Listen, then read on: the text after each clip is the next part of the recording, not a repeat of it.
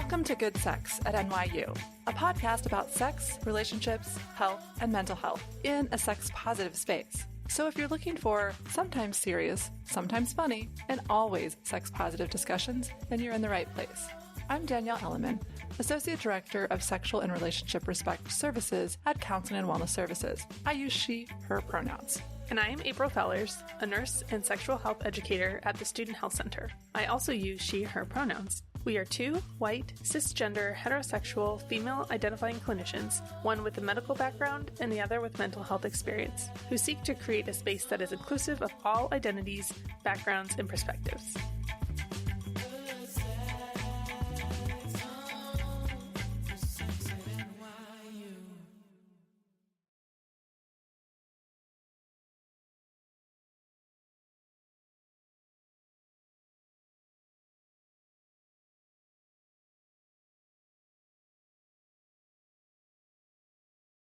Today on the podcast, we are exploring the topic of restorative practices with NYU Senior Director of the Changemaker Center, Chris Diggs, and the Associate Vice President and Dean of Students, Dr. Rafael Rodriguez, who is a second-time guest on the podcast. Check out our first conversation about his journey in the episode 9 of Season 2. He is the principal student advocate and provides guidance and direction to all students at NYU. Dean Rodriguez works with his team and partners across the university to strengthen community and belonging at NYU. And Chris leads the strategy and execution of leadership and scholarship development programs for students at NYU Washington Square, with a particular focus on students who seek to be change makers in their careers and communities, with attention to ensuring access and equity in these opportunities. Chris earned a BA in political science and religious studies and a master's in educational leadership, both from Lehigh University. Additionally, she has completed training in restorative practices with the International Institute for Restorative Practices. Welcome. We're glad to have you both here.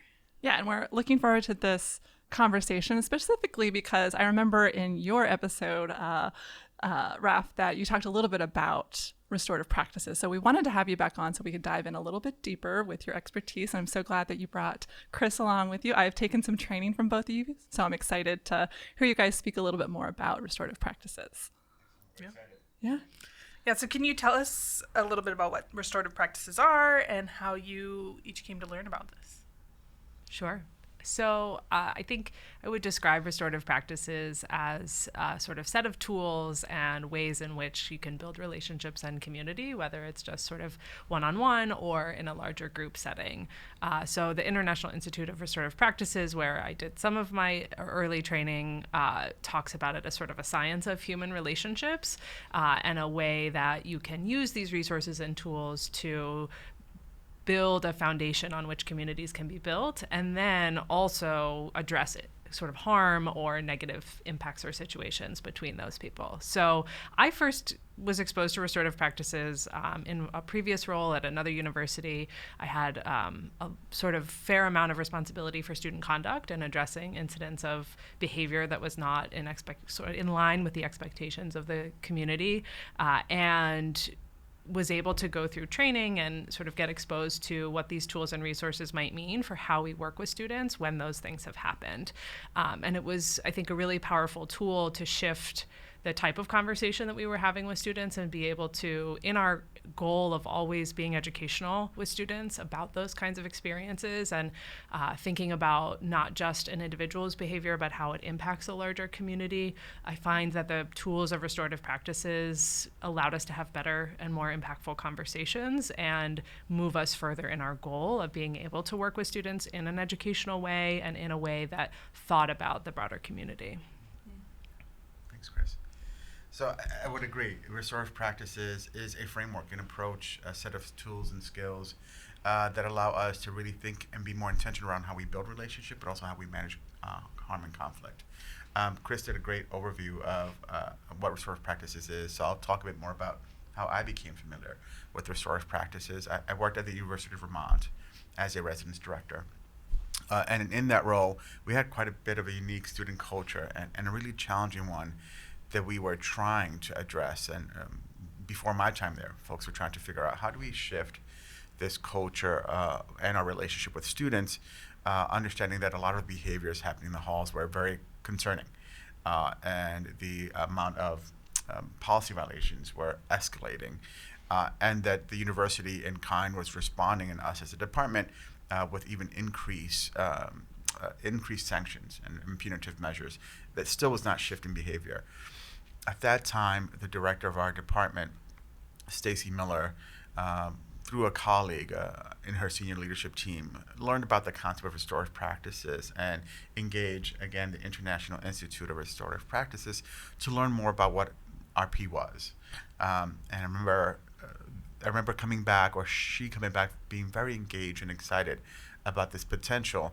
And when we began to go through training, it was a very novel concept, but really applied at the K-12 level, which we all thought, how will this apply in the actual college context? And in fact, they ended up, and I was a part of building the restorative practices framework in a college context, which was very exciting. I remember specifically sitting at a retreat where it first really landed on me what RP was, while we were all trying to understand what our very visionary leader was trying to do and lead us towards, and not really, we couldn't understand what it was. And she called me up specifically to role play. And it was an example in which I was the student who was removing the chair, and Stacy was the RA. Now, this is a situation we're very familiar with, students removing furniture out of the lounge, which is very frustrating. And she began to role play very naturally. And she asks, Raf, what are you doing? And I said, well, I have friends coming. I don't have enough seats in my room, so I'm going to just take the chair. And she says, in response, I understand. You have space that's limited, but you understand that this is a community furniture. And I said, of course I do. And then she says, well, how do you think it makes other people feel when they come into the lounge and want to also hang out with their friends, but don't have the capacity to do so because you took the furniture? And I said, I'm sure they feel really frustrated. I think the word I used is pissed off. And she says, yeah, I think so too. So how about this? Can you use the furniture, but once you're done, return it? And I said, sure, I think that sounds like a fair deal. And then she says, seen. And we're all confused. And she tells us, that's restorative practices. And we're all looking around. And I said, wait, hold up. For this first time, we actually know who took the furniture, and we're not going to put them through the contact process.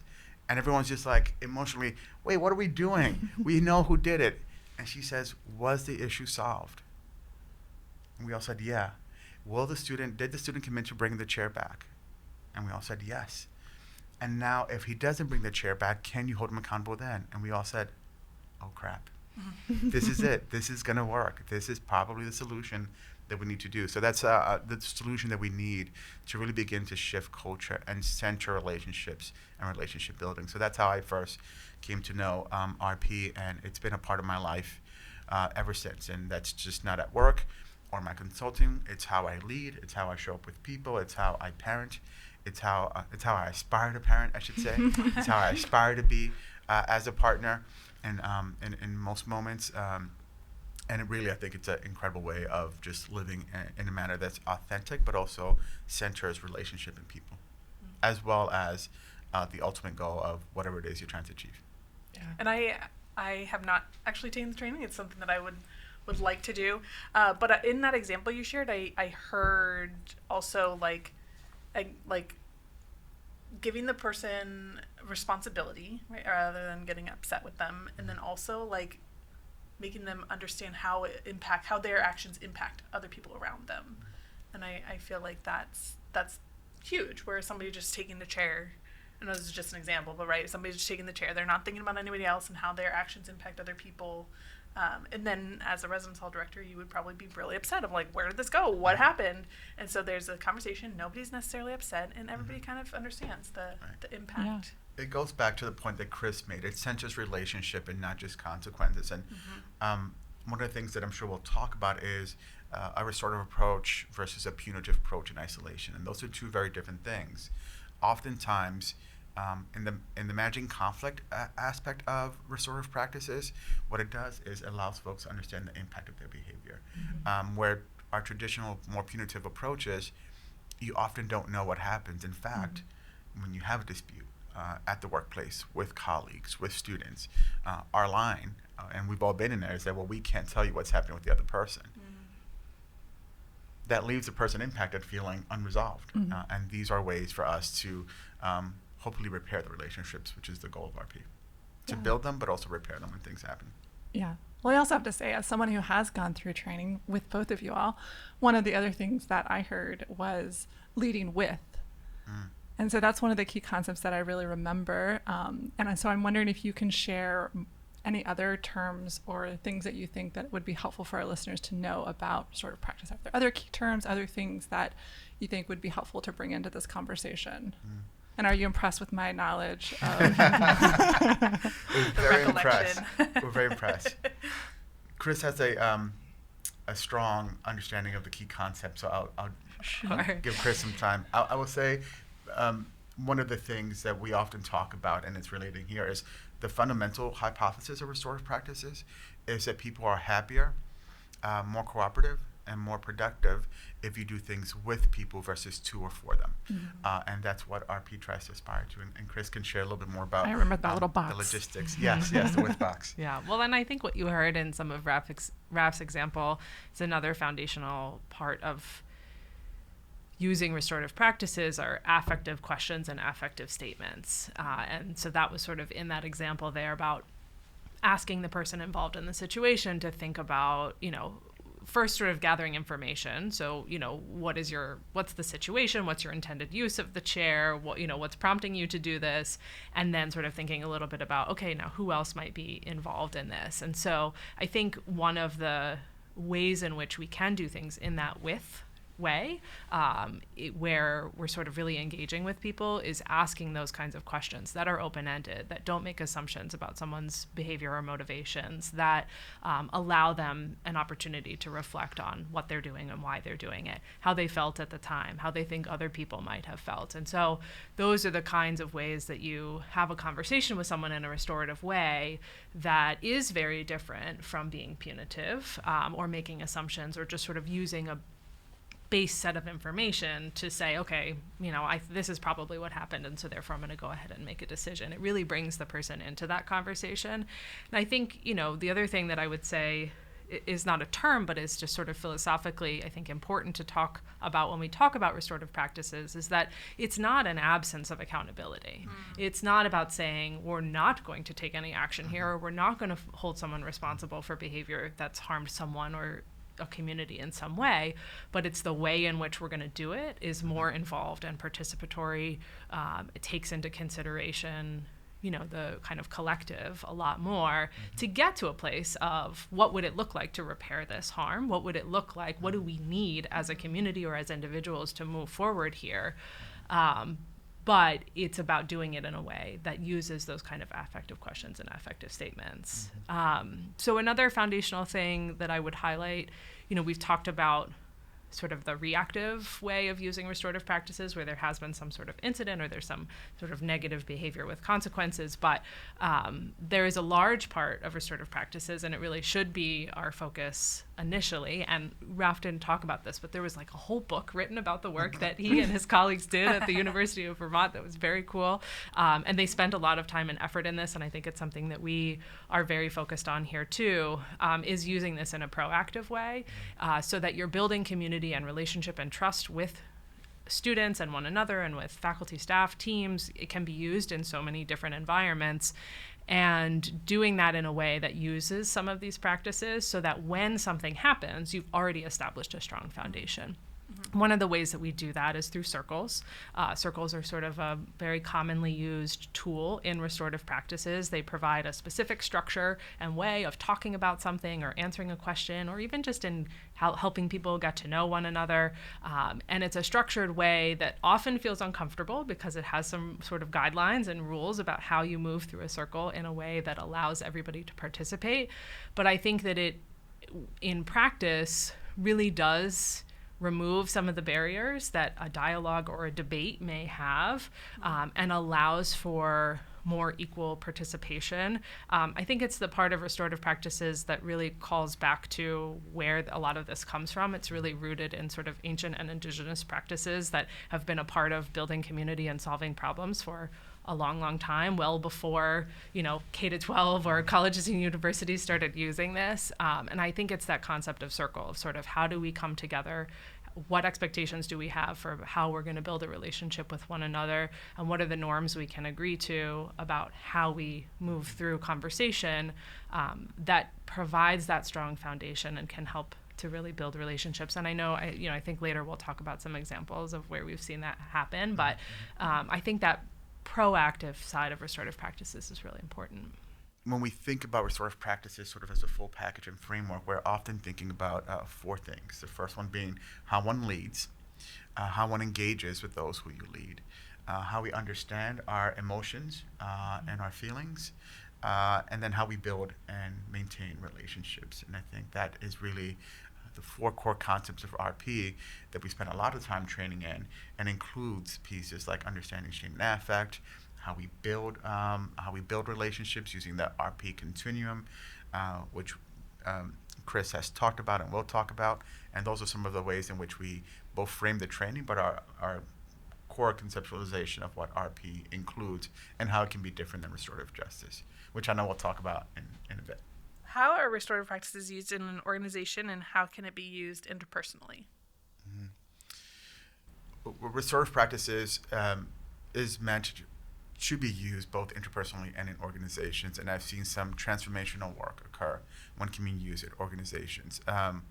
Oftentimes, when beginning this work, I am in a position when we're consulting or working with other folks or providing training where rarely is a space or a place really focused on full organizational change. I mean, they either want to talk about restorative practices in terms of what can we give or do to students or for students or staff, but never both combined. What we saw at the University of Vermont was a real shift in staff culture, but a real shift in our student culture. First, what we saw with our students was for RAs, these are 18-year-old students, we often would hire them and say, oh, now go and build community. And they would say, well, how? Like, what does that mean? And what does it look like? And we'd say, go build. Do it. We didn't know how to do it. And what restorative practices allowed us to do, particularly through the use of circles in the RP continuum, is really have clear tools of how we actually build relationships and sustain relationship and manage harm, which is critically important at an organizational level, but also at an individual level. I would often talk to staff when there was interpersonal conflict among staff around leveraging restorative practices, which is our organizational framework at that point where I worked, to address issues. And oftentimes folks will say, well, I don't want to have a relationship with that person. And my response would be, well, you don't have to have a personal relationship with that individual, but you're hired to have a professional one. And in that context, within that boundary, we expect you to be working together, otherwise we can't be doing our work. So how are we going to address our professional relationship? And what we saw is that, of course, it was a bit riskier. It meant that you had to come to work and be ready to show up. But the reality is that folks were already doing that. There were just no spaces to share, to hear, and to vent. One of the most powerful times in which we just innately leaned into our way of being restorative was during COVID. I remember getting on a phone call, and at that point we're all hosting webinars and leading with information, and how could we temper concerns and angst with information, particularly for students and for parents. And I remember being in a meeting with my staff, talking about what the fall semester could look like as we reopened, and we just get a whole bunch of hands raised and folks sharing, we're concerned about this. We have very serious concerns about our safety, about our well-being, about our family members, about what we don't know. And I remember I remember just being and feeling that moment. This is where we do what we do. We've cultivated a culture where folks were not just thankful to be hired, not wanting to rock the boat because of consequences, but that they can be in conversation with the executive director and share authentically, here's where we're at. And then in return, and in response, I didn't have to lead with facts and information. And here's what we provided, and here's how much money we put into reassuring the buildings. But that I can say, I'm scared too. And I also don't know what's to come. but I can share what I did know. And that you could just see on all those Zoom cameras, everyone just breathe a little easier. Were we all scared? Were we all nervous? Yes. But that way of having a restorative culture where you allowed affect and folks to talk about how they're feeling allowed for a much more healthier work environment during one of the most difficult times. When other years, right, that conversation will be happening offline, the meeting before the meeting or the meeting after the meeting. And how do we cultivate a culture where we could just be in one meeting, honestly sharing and authentically sharing? And I have to say, some of the folks who shared very honestly and authentically were some of the most skeptical when we talked about how to bring shame and affect to the workplace. I remember getting a lot of pushback of, the workplace is not about, it shouldn't be about talking about feelings and what's going on. And my response is, well, we already do. It's just very informal ways and maybe toxic and not productive ways, right? Yeah. Did I answer your question at all? Yeah. I heard a lot of that about like organizational. I don't know if either of you want to share. You don't want to put you on the spot, but you mentioned wanting to use this framework for how you parent and how you are in your romantic relationship and just kind of what this looks like interpersonally as well. Yeah. Do you want to, I can share a little bit more with you. Yeah. And yes, I have a 3-year-old. So she's perfect right now. And we haven't had to dip into the RP reservoir quite yet. Because it's very little right now that she is, I'm going to knock on wood, doing that require us to really dip into that toolkit at the moment. I'll say that a close friend of mine, Dennis DePaul, who's really bought into RP, seeing how he leveraged restorative practices with his family and raising his son, it has been incredible. I mean, they have circles when things go wrong, right? And sometimes his son, and I won't share his name, who's a grown man now, just remember he was a kid in the military, sometimes something would happen and, he just would go to the couch before even being prompted and start asking, here's what happened, here's what I was thinking about at the time. He starts going through the restorative practices question. And for us, that's how we would ideally want to parent and hope to parent. For Jill and I, it's been, I think, in our most difficult moments where we don't hear each other, where we're not really, those moments of tension that happen in relationship, where you miss each other, where you're perceiving intent, our ability to pause and share from our perspective and listen from one another about what happened, what were we thinking about, and what we feel needs to happen to make things better. It's not always framed exactly as those questions, but follow that flow has been our best moments. Now, does it always happen right when it needs to happen? No. But I really love the concept that a good friend of mine has coined of restorative recovery. It's a process. You're not always restorative. You're not always going to lead innately restorative in every moment, although we all aspire to. Some of us aspire to. But you always have the opportunity to come back and have that restorative recovery. Well, I think it's a piece, too, where I think another premise of restorative practices is that, when you come into a restorative process or conversation of some kind, everybody needs to be willingly participating in that. And so you may not in that moment be in a place to come into a conversation in that way.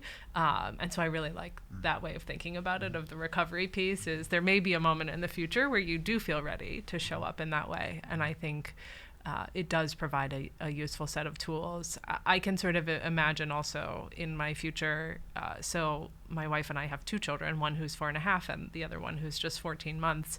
And I'm starting to see the dynamic between the 2 of them emerge. And, it's been very one directional in terms of the older one really kind of dictating things up until this point. But our younger child now is getting to the point where, he's more mobile, he's more sort of self-directed. And so I'm starting to see what it's going to be like for the 2 of them to build a relationship and think about how do they resolve conflict between the 2 of them. And I'm thinking about how could this be a tool for me to help them navigate some of those things. Because I want to try not to just swoop in and solve the problem, but can I give them some tools or skills to sort of, again, maybe not in the moment, but probably after the fact, I think especially with littler kids, be able to sort of go back and think through something and say, okay, how might this have affected the other person?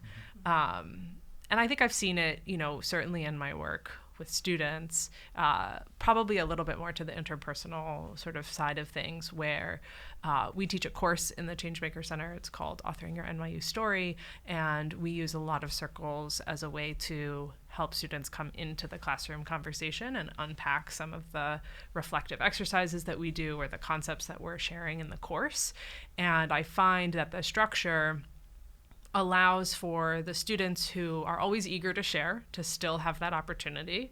For the students who maybe are less eager to share, or they need a little bit more time, it takes them a moment before they feel comfortable and ready to, it also allows for them to do it that way, and provides for sort of a more balanced conversation. And so I think that, the purpose of that course is a lot of self-reflection and sort of individual discovery about what's important to students, what their values are, how they see themselves moving through their experience at NYU to make the most of that in service of kind of goals and visions that they have for their future, and to be able to use the foundational tools of restorative practices to allow students to experience that together, I think helps them go a little bit deeper in their reflections in the course and walk away with relationships that are stronger, which is another goal of the course, that we want them over the course of the semester to build some relationships with their peers that help to sustain them for their time at the university. And so I see it being really effective there. We use it also with some of the cohort-based programs that we run in the Changemaker Center. So we have a number of programs where we focus on leadership development skills focused on social change. And similarly, I think just as a unifying opportunity for students to process their experience, to share their own story, that the sort of structure that Circles provides, and using some of these questions, using other kinds of tools where you can think through things together, do problem solving. There's a type of a circle called a fishbowl, where people can surface a question or a concern or a problem that they're facing and then get some feedback and further questions and thinking and reflections from their peers. I think all of those things have really helped us deepen people's learning and experiences with one another. And so now we actually run some workshops and use restorative practices as a training when we train on how to build relationships to create change. Because I think that the more that people can not just experience the skills, I think what Raf was talking about earlier with the sort of first instance with his team, you really do in some ways have to experience it to understand it, but then to be able to employ it and use it with others, I think is the next way that it can be applied in a way that other people then can kind of take it up for themselves and leverage it in their own relationships. I often say that restorative practices is about hearing and not healing. That's a quote that I got from Stacy and Dennis in their restorative practices work, two of my colleagues. But the opportunity to hear and be heard can really unlock the pathway towards healing, but that's an individual choice. A good way that I think about this is, in my previous work, we often held restorative conversations with students who had been impacted by bias incidents and bias, sometimes not knowing who the individual perpetrator was. Oftentimes what happens, again, in these processes is that there's an investigation, and again, it's very hard unless there's tangible, there's a known individual who took action, and sometimes then the bar for what actually constitutes a policy violation could be so high that it leaves folks who have been impacted feeling unresolved. It is incredibly powerful to sit next to someone or across someone and process the impact of being victimized by bias or being microaggressed. The opportunity to sit and have someone hear and in just that space be yours and not owned by anyone else can be incredibly empowering for someone who's experienced something as degrading or as dehumanizing as bias or discrimination. And that's one of the ways in which again, our restorative practices and our circles can be really used to be effective. I did say earlier that we haven't dipped into our tools yet around RP for our child, but that's not true. Mm-hmm. Understanding shame and affect is, I think, one of the huge ones. And our innate response to shame, which happens to all of us, and we can't control it, is typically one of four ways. It's to withdraw, or to avoid, to attack self or to attack others. And infants and kids and newborns all have that. So it's been interesting to see her shame response when engaging in something that is not what she should be doing, or her affect, her positive affect is interrupted. Her shame response has been quite intriguing, and how it has allowed us to be much more discerning and tempered in how we respond, because we know that her response is not a response to us. Mm-hmm. It's a response to the fact that she is experiencing shame, and that could be incredibly grounding, empowering, and graceful. And I remember having a similar experience when my sister was sick with cancer in her last days. As you all know, as many folks have experienced, the family dynamic can be rather tough at that moment. And I remember being on the receiving end of some harsh words from another relative and family member who's also grieving, right? We're all trying to make sense of what's happening, and what we're hoping is not the inevitable, but is, and trying to come to terms with that. And I remember sitting in that moment and saying, just breathing, saying, this is not about me. Mm-hmm. Folks are experiencing shame, and they're attacking others. And although it was hard, that level of understanding of shame and affect in that moment, I tell you, had I not had it, I think it would have probably unraveled me, and I worry about what it would have done to relationships at a very difficult time. But I think it allowed me to sit in one of the most difficult moments of my life and understand what was happening, and hear it, have a boundary, but not also be moved by someone else's response to shame. Mm-hmm. Yeah, and what I'm hearing, excuse me, what I'm hearing in that is, being able to regulate our emotions, right? And regulating that shame before we actually respond. And you talked earlier a little bit about taking a little time before you can engage in that conflict resolution process. And to me, that's also how we respond to conflict is how we, sort of experienced it in the past. So we bring all of that in, and you may not be ready to process that out and think about the impact on you and others, because you also need to regulate your emotion, whether it's shame or past trauma being brought up, and you can't really engage in that process until you're able to soothe yourself. And so teaching your daughter very early on, it's okay to have those emotions, here's how we breathe through it, and then we can move forward and have this processing, thinking way of unpacking the conflict, right? Because oftentimes I will talk about how we engage in conflict can be through a trauma lens, right? So if we're not taught early on how to engage in conflict, then it's just going to bring up past, experiences. If you're yelling at your daughter, not saying that you are, but then that could bring up trauma, and that might be how she then responds with other people as well. So I think it is that you're doing it from a very early age, that teaching them how to regulate the emotions so that they can prepare to, okay, now I can talk through. Now I can engage in the logical side of me, because I've calmed this, other side of me that's experiencing shame, that's experiencing trauma, that's experiencing all these things that we bring with us into that conflict. A skill which is desperately needed, I think, now more than ever. Yes. I mean, because the alternative is, Chris responds from her experience in trauma, right? And then I'm responding from my experience in trauma, and so is April. So what do we have but a cycle of ineffective communication and continued hurt and pain? Yeah. This helps break that. This can be a tool for helping break that, I would say. Yeah. So when I first heard of restorative practices was really in reference to restorative justice. I'm wondering if you can talk a little bit more about how restorative justice is used in general, but also at NYU or within the whole model of restorative practices. I know we've been talking about conflict, so I think that that's really part of using restorative justice, but I wonder if you could speak a little bit more about how that looks in a more formal way, and maybe even interpersonally as well. So you want to take this one? Yeah, I mean, the way that I often describe it is that I think restorative practices is an umbrella under which restorative justice would fit. So, all of the core concepts that we talked about and the tools that restorative practices gives you, one of the ways that you might implement that is through what I think has become certainly more widely known as restorative justice. It's often sort of a very formal process. So on this restorative practices continuum of the tools that we could use, sort of the most formalized side of that continuum would be a restorative conference.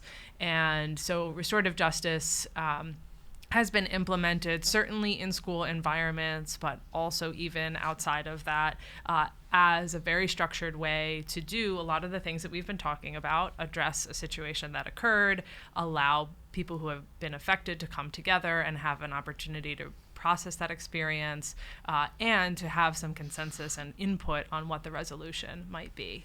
And so restorative justice is sort of the very formalized way where there would be trained facilitators, there would be a lot of preparation that would happen with everybody involved in the conference ahead of time.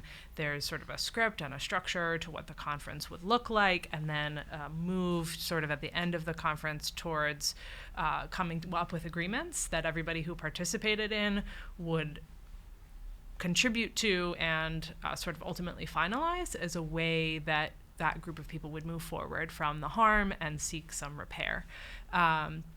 And so sometimes it's used in connection with another process. So somebody maybe, going through a student conduct process at a university, or maybe through some kind of civil or criminal process, outside of the university.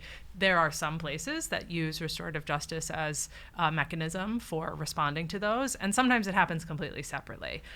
Sometimes it might just be more of an opportunity for community healing and processing. It may or may not involve the person who actually perpetrated or sort of carried out the harm, and so it could happen potentially parallel to that. And certainly I know that the Office of Student Conduct at NYU has trained a lot in restorative practices as well, and been able to implement it a little bit through the student conduct process. And I have even worked with them on something that happened between some students that were involved in one of our programs, and used this as a way to help those students process what happened and think about how they want to come together in the future. And so I think there's again, what we've been talking about in terms of the set of tools that this provides. It can bring in a kind of structure and something that everybody agrees to participate in. It's not something that anybody would ever be forced to be a part of, but a way to potentially kind of move through an experience and think about what the resolution looks like on the other end. Not that everybody then automatically feels great about what happened or walks away feeling like, oh, this is totally solved. But I think for people who do choose to participate in one of those processes, it does allow for a move toward resolution and a way to not just sit with yourself. I think I often find, if I'm just sitting with something myself and thinking through it and stewing over it, then I'm going to turn it into whole other sets of things that maybe it isn't even true or real. And it's so much more productive and often, again, in that sort of with philosophy, to sit with other people, to come to some kind of opportunity to think through what's happened and how you move forward, I think often removes some of that build up or work up that happens when you just do it in isolation. So I don't know if you have other examples, specifically at NYU to highlight. Well, I will say that the history of restorative justice, as most of us formally know it within the criminal justice system, really came out of Oakland as an alternative way of thinking about how we and communities deal with emerging issues that have much deeper roots, aside from just the criminal system, which was incarcerating large numbers of black men. That's the roots of restorative justice that, as we understand it within the U.S. context, of course existed in many other parts of the world in different ways and names and frameworks. And higher ed, around the same time, started thinking through both restorative justice and restorative practices. The restorative justice lens is mostly seen and experienced in the student conduct world, as Chris pointed out, because it really deals with, again, how do we address in maybe some non-traditional ways concerns around behaviors. What restorative practices allows or introduces are other elements that also tell us, well, before we can even before we address behavior, we're in order not just addressing behavior. What restorative practice tells us is that in order to actually have change in behavior, we need to focus not only on what we do when policy violations occur or when harm is caused, but we really need to leverage and build relationships and sustain relationships, because that's really the ground for any meaningful change. Meaning, if I know April and I'm committed to April, and what I did had an impact on April, I'd be more willing to revisit that, to think about that, and to potentially change my behavior. If what I'm faced with is the violation of Code A, subsection B, bullet point C, those are words on the paper. So how do we center relationships versus just policies? That's what restorative practices brings us, is that humanistic approach to it, as well as the organizational change of it by adding in how we lead, right? Thinking about how we lead through the social discipline window, and how we lead through the social discipline window with people and not to people or for them, but also how we engage folks in fair process and in decision making. So it adds those organizational pieces to it, in addition to the community building piece to it. Yeah. And I can say that through NYU, I've gone through a restorative, we call them restorative practices. So I think that it's complex because, we have students who've experienced various different types of harm. The ones that I typically work with are sexual assault and relationship violence, and those can be, difficult to engage in with those processes. But I did have one, or two cases that have gone into that space. And I really particularly like the 5 questions that each, person is asked. I think just in general, because I think they're really thoughtful and help for the other parties to see that they have had an impact on each other. Right. And so I think that was really powerful for the people that I work with. I work with, people who experience the harm. And so it was really helpful for them to work through those questions, sort of understand what the answer, their responses would be, but then to also hear, because they think that and I think often this is true, that the person who caused harm is just going about their life. They don't have any impact. Nothing's going on for them. And I think it was, in some ways powerful for them to see, oh, wait, this has had an impact on them as well. In ways that I didn't really realize. So I've seen it a few times. And I think that's where I got introduced to it in the beginning, was when there was more conversations around having restorative justice be one of the responses that could possibly happen instead of criminal justice, instead of being, all our prison populations being so overpopulated. And so I like the concept, but I think there's still a lot of challenges with safety and, so much that I wish that we could figure out, because I think there could be a lot of healing emotionally from a restorative justice perspective. Absolutely. I think that is one of the most complicated areas to leverage restorative practices. It's not one that I've had a lot of experience or admittedly willingness to enter in. But we have here, and more impressively, our president, President Linda Mills, a lot of her social work background and her start of her work around restorative justice was specifically in domestic violence, which is some of the most difficult areas to actually engage and bring restorative practices into. And as we know, she has a book about it, and she's just an incredible role model of how to do what we know is important and substantive work in one of the most difficult arenas. Yeah. And I think the key here is something that you said, Chris, about everybody having the option to be present.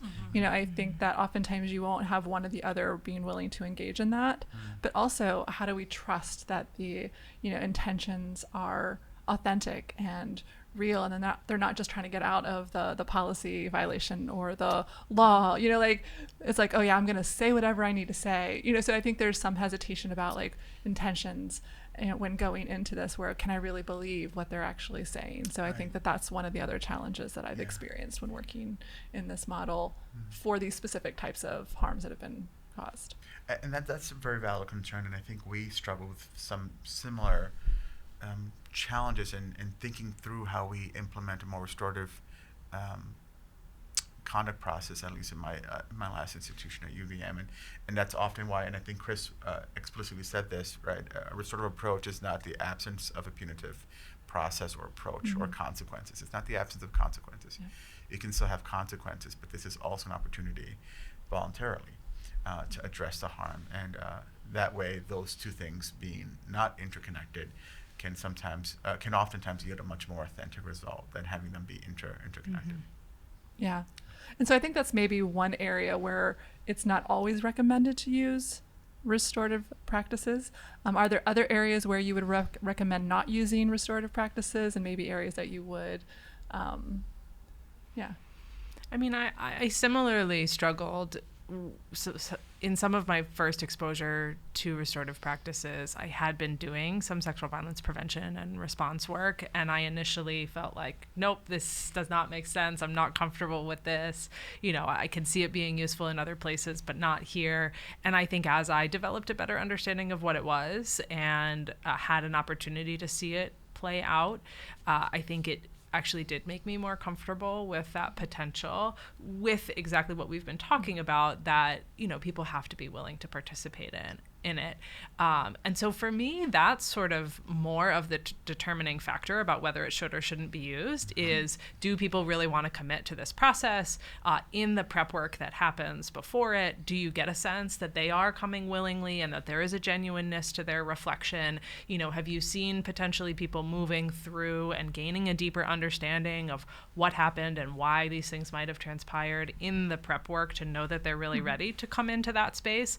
Because I do think that if it's not done well, or that if people come into that kind of conversation and aren't prepared, that it can further the harm.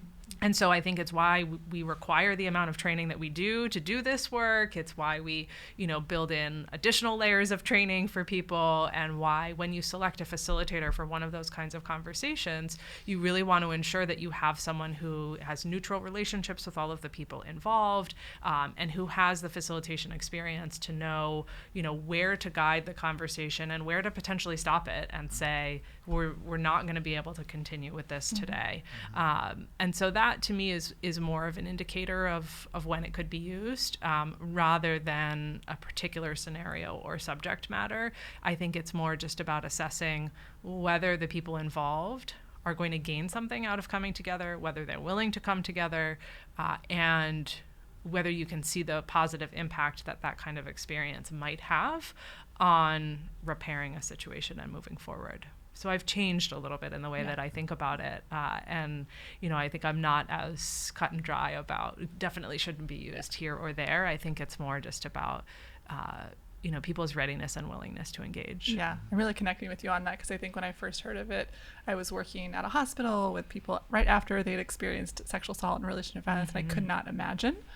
But as I've learned more about it, I thought, I think some people would absolutely benefit. Some people would actually really heal, faster, or in a way that they were more aligned with, if they had this as an option. It doesn't have to be the only option, but I do think that it could have some value, or add some value into the conversation.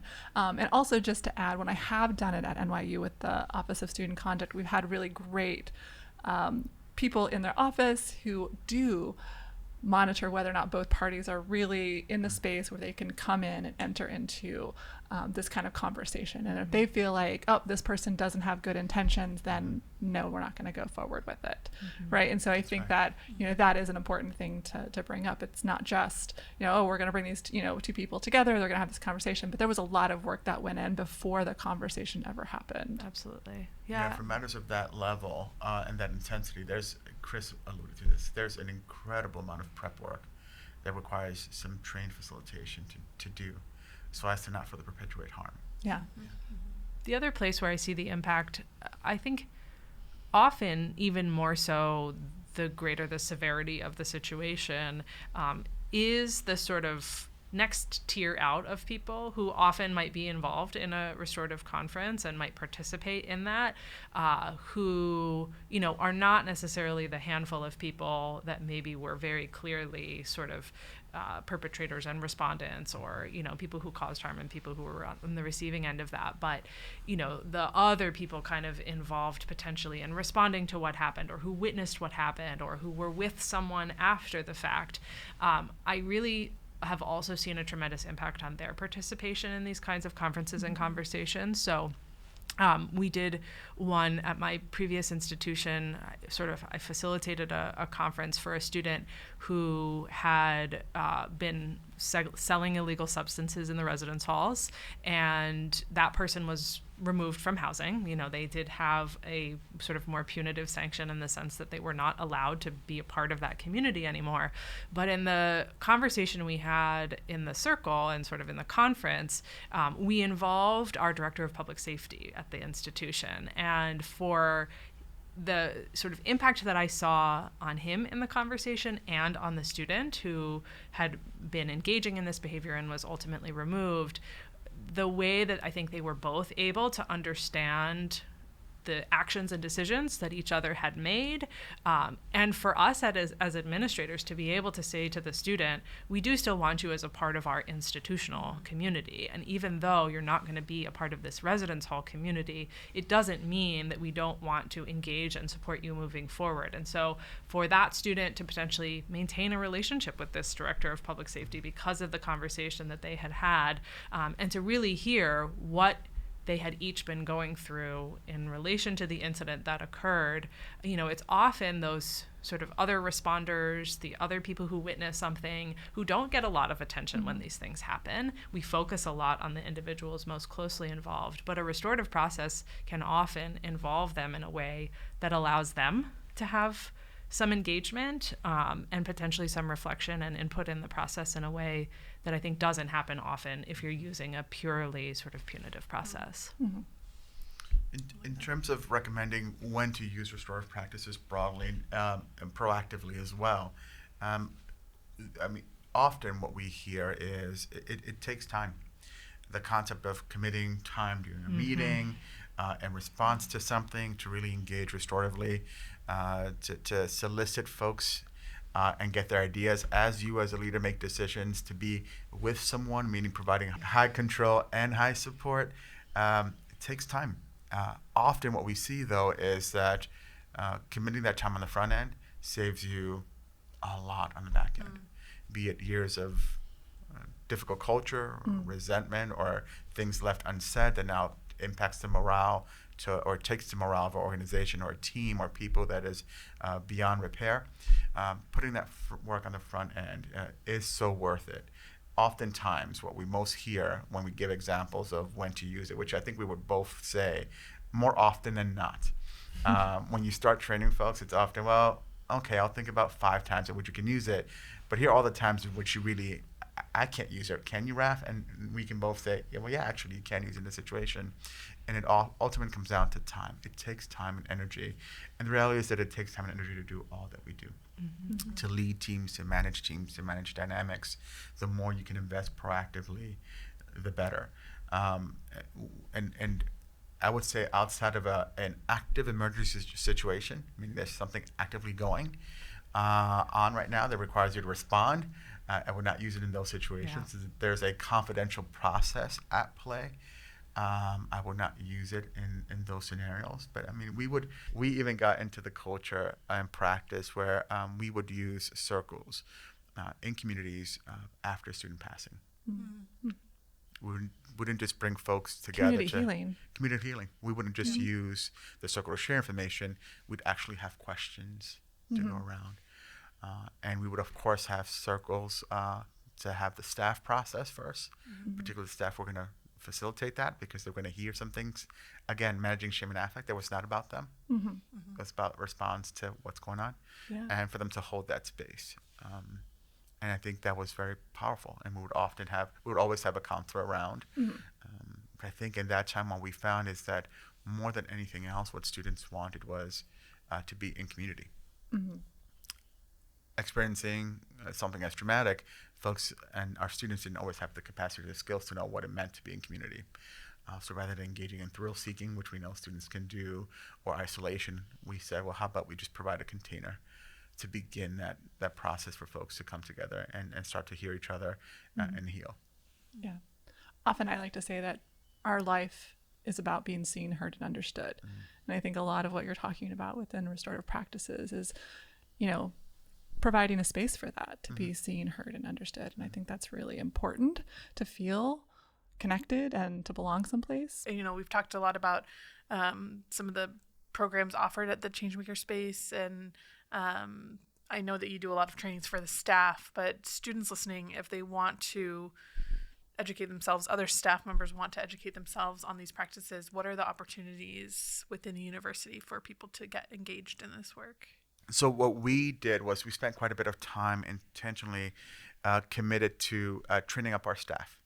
We wanted to make sure that we had staff who were aware and understanding and able to articulate and develop and deliver these trainings, or deliver restorative practices trainings to our student body. And we're at a moment, 2 years in, to really committing lots of time, well-spent time and energy and resources to training up our staff to actually deliver a suite of trainings to the student body. So this academic year, as part of the How We Engage communications campaign, which is really focusing on providing resources, skills, and tools for students to really learn how to work across difference. Part of what we will offer are standing trainings on subfacets of restorative practices, 1 hour short trainings.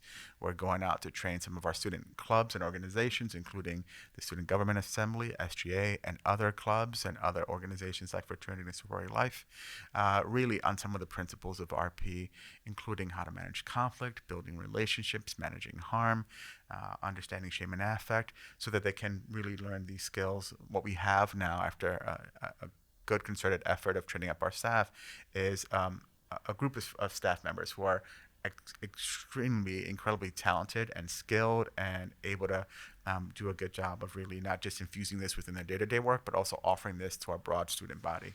So in order to get to that point of being able to offer the kind of student training and outreach and implementation of restorative practices with students, we focused first on doing an extensive amount of training with across faculty and staff at the university. And so we've had a foundational training now for over 200 members of the sort of Division of Student Affairs, as well as other counterparts and colleagues across the university.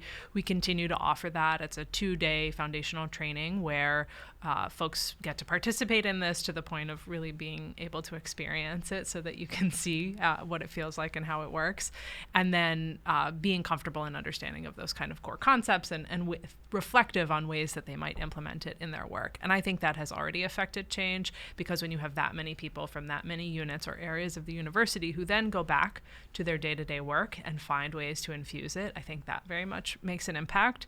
And we've been able to offer this past year a cohort experience for people who had completed the foundational training to do more in-depth work around restorative practices, and had a year-long a group of about 35 colleagues who participated in that, and again giving them opportunities to think about how they can then implement these tools through the work that they do.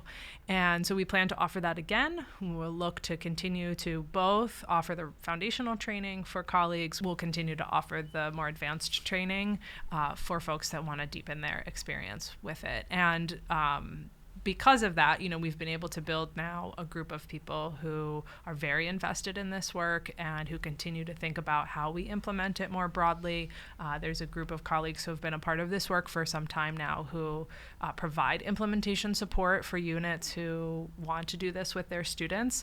And so I think it's the kind of thing that students may bump into even without knowing, because as those folks go out and do the work that they do, even if it's with the course that we teach, we're going to be working with all incoming first-year CAS students starting in the fall, and they're all going to be exposed to circles and other aspects of restorative practices through that course.